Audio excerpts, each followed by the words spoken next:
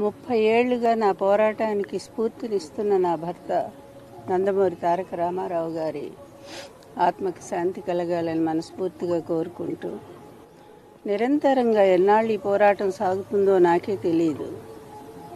కళ్ళ ముందు ఎన్ని జరుగుతున్నా కూడా, ఎన్ని అకృత్యాలు జరుగుతున్నా కూడా బాధపడుతూనే ముందుకు సాగిపోతూనే ఉన్నాను.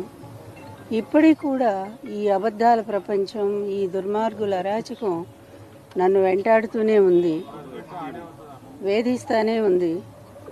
ఎన్ని రకాలుగా అవమానాలు ఎదుర్కోవాలో నాకే తెలియట్లా. నేను చేసిన తప్పేంటో ఇప్పటికి కూడా నాకు తెలియదు. ఆయన నన్ను వివాహం చేసుకున్నారు, అందరి ముందే చేసుకున్నారు, లక్షలాది జనం ముందు అనౌన్స్ చేసి చేసుకున్నారు. భారీగా ఇంటికి తీసుకొచ్చారు, గౌరవం ఇచ్చారు.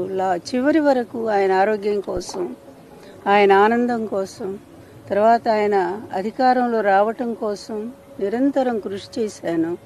ఒక చిన్న పదవి తీసుకోలేదు, ఒక్క రూపాయి డబ్బు ఆశించలేదు, నిస్వార్థంగానే మిగిలిపోయాను. చివరికి ఆయన వెళ్ళిపోయారు. ఎందుకు వెళ్ళిపోయారో కూడా తెలుసు, ఎన్ని కుతంత్రాలు జరిగాయో. ఆ తర్వాత కూడా వాళ్ళు వదిలిపెట్టకుండా అదే అబద్ధాలను కంటిన్యూ చేస్తూ నా జీవితాన్ని నాశనం చేయడానికి ప్రయత్నం చేస్తూ ఉన్నారు.